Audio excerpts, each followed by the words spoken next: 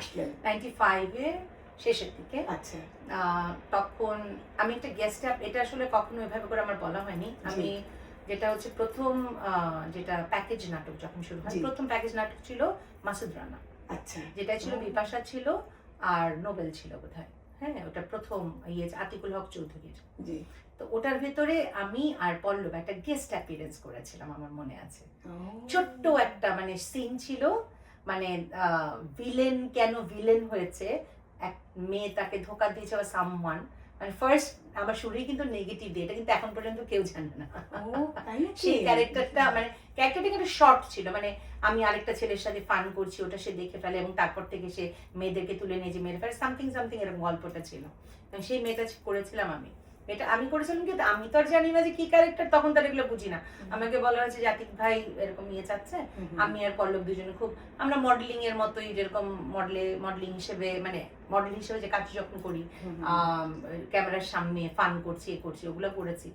তো ওটাকে ধারণ করে যে আমাকে নেগেটিভ বানিয়ে দিয়েছে তা তো আমি জানি না। But it was my first appearance on screen.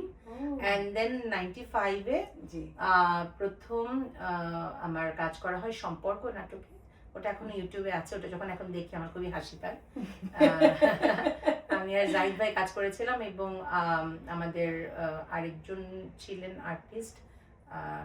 এটার উপর পড়ালেখা করাতে চাই। পরের বন্ধে নিয়ে এসে বিয়ে দিয়ে দেওয়া হলো আমার মাকে। তো আমার মার ভেতরগত জায়গায় অভিনয়টা ছিল এবং আমি যখন অভিনয় শুরু করেছি তখন আমার মা আমার অভিনয়ের অনেকটাই, আমি যদি বলি যে আজকে আমি ভালো অভিনেত্রী কতটুকু, সেই জায়গায় আমার মায়ের কৃতিত্ব।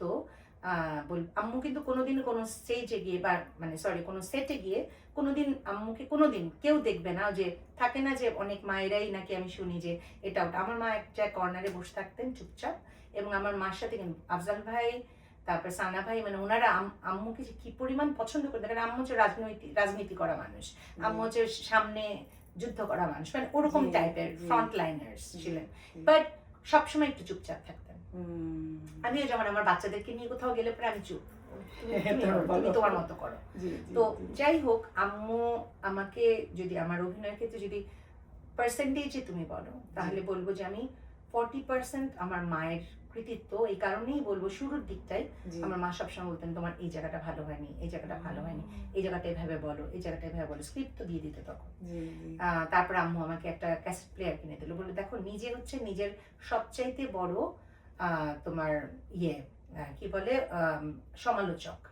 তুমি যদি নিজের সমালোচনা নিজে করতে পারো, তার চাইতে বড় তুমি যদি নিজেকে শুদ্ধ করতে গেলেও নিজেকে নিজেরটা দেখতে হবে।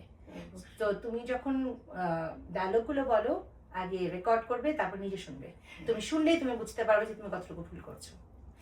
And it made me something একদমই ডিফারেন্ট একটা জায়গায় পৌঁছে গেলাম আমি। কারণ আমি এত অল্প সময়ে দেখা গেছে যে আমি যে পুরস্কার, বাচসাস পুরস্কার যা কিছু এত অল্প সময়ে আমি পেয়েছি, নিউ কামার হিসেবে না কিন্তু। আমি কিন্তু কম্পিট করে অন্যান্যদের সাথে একটা থাকে যে নিউ কামার হিসেবে আমি দিয়ে দিলাম না।